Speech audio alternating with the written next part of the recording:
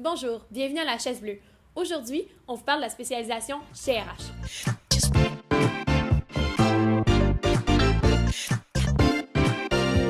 Aujourd'hui, je suis avec Anne Bourris, professeure à HEC Montréal, pour nous parler un peu plus de la spécialisation gestion de ressources humaines, communément appelée GRH. Anne, parlez-nous un peu plus de vous. Bonjour Véronique. Bien, moi je suis une diplômée de l'école. En fait, peut-être que vous l'entendez à mon accent, je suis française d'origine. Je suis venue ici en échange. Donc, plusieurs de nos étudiants français qui sont en échange ou qui sont venus faire leur bac ici se reconnaîtront peut-être un petit peu dans mon parcours. Je suis venue 1 an en 3e année de bac et puis j'ai tellement aimé HEC Montréal que je suis restée faire ma maîtrise. Je suis partie ensuite aux États-Unis pour mon doctorat et une fois mon doctorat terminé, assez rapidement, j'ai accepté un poste de professeur ici à HEC. Donc, je suis de retour dans mon alma mater. Pour vous, la spécialisation GRH, c'est quoi? Alors, quand vous allez sortir de l'école avec votre diplôme de bac en poche, assez rapidement, au cours de votre carrière, vous allez avoir à gérer des équipes. Et assez rapidement, votre performance va dépendre de la performance de vos équipes. Eh bien, les spécialistes en gestion des ressources humaines, c'est des personnes qui aident les gestionnaires à mieux gérer leurs équipes.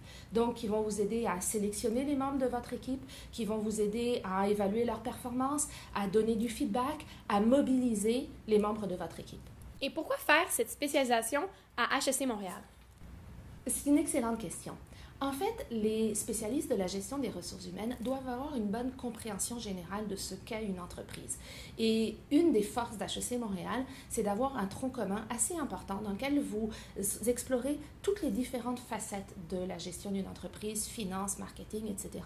Et ça, pour quelqu'un qui se spécialise en ressources humaines par la suite, c'est important parce qu'il faut qu'il comprenne la réalité de ses clients à l'interne qui vont être les gestionnaires de finance, de marketing, etc.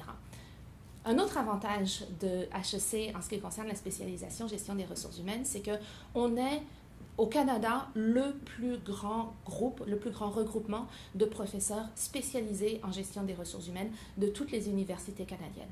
Et je dirais un troisième avantage, c'est que la spécialisation en gestion des ressources humaines est reconnue par notre ordre professionnel qui s'appelle l'ordre des CRHA, l'ordre des conseillers en ressources humaines agréés du Québec. En suivant un certain nombre de cours bien précis, vous avez accès au titre de CRHA sans avoir à passer par un examen d'entrée à l'ordre. Puis quelle qualité devrait posséder un étudiant qui voudrait se spécialiser en gestion de ressources humaines? Je dirais qu'il y a 4 qualités importantes pour un étudiant qui souhaite aller vers cette spécialisation-là. La première qualité, il faut être un petit peu curieux de l'ensemble de la gestion d'une entreprise, l'ensemble des départements, parce que le spécialiste en gestion des ressources humaines devra conseiller autant les gens de production, les gestionnaires de production, que les gestionnaires de marketing, de finance, etc. Donc une curiosité pour l'ensemble de l'organisation.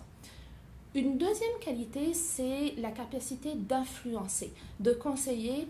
Je dirais presque le sens de la diplomatie. Le conseiller en ressources humaines, comme son nom l'indique, a un rôle de conseiller. Il a rarement un rôle hiérarchique par rapport aux personnes qu'il conseille. Donc, il faut avoir la capacité d'influencer sans avoir ce lien hiérarchique. Troisième qualité, je pense qu'il faut être assez à l'aise avec l'ambiguïté parce qu'en gestion des ressources humaines, il est rare que les réponses soient vraies ou fausses. Il y a souvent des zones grises. La réponse qu'on donne le plus souvent, c'est ça dépend des circonstances. Donc, il faut avoir cette aisance avec l'ambiguïté. Et puis, je dirais la quatrième qualité, quelque chose que l'on voit de plus en plus, c'est l'importance d'utiliser les données probantes, donc la capacité à analyser, y compris analyser des chiffres. On entend parfois les gens qui disent « j'aime pas les chiffres, alors je vais aller en GRH ». C'est un mauvais calcul. De plus en plus, les spécialistes en gestion des ressources humaines doivent être capables de démontrer l'apport qu'ils ont à la contribution de l'entreprise ou à l'atteinte des objectifs de l'entreprise, y compris de façon chiffrée. Donc, ça résume un petit peu, je pense, le profil idéal d'un étudiant qui choisit la spécialisation gestion des ressources humaines. Sur quel type de poste est-ce qu'on pourrait déboucher avec un bac en GRH? Et ce qu'il faut savoir d'abord, peut-être, Véronique, c'est que le baccalauréat en ressources humaines a un excellent taux de placement. On parle d'un taux de placement d'à peu près 95%, avec quand même un niveau salarial assez intéressant, plus de 40 000 $. Nos étudiants se placent dans des postes, soit des postes de conseillers spécialisés en gestion des ressources humaines, ou des postes de généralistes. Alors un poste spécialisé, ça va être un poste par exemple de conseiller en rémunération ou un poste de recruteur, donc des postes qui sont assez pointus sur un aspect particulier de la gestion des ressources humaines. L'autre débouché, ce sont des postes de généralistes. Donc, à ce moment-là, le conseiller en ressources humaines va donner des conseils, guider des gestionnaires sur l'ensemble de la gestion de ses équipes.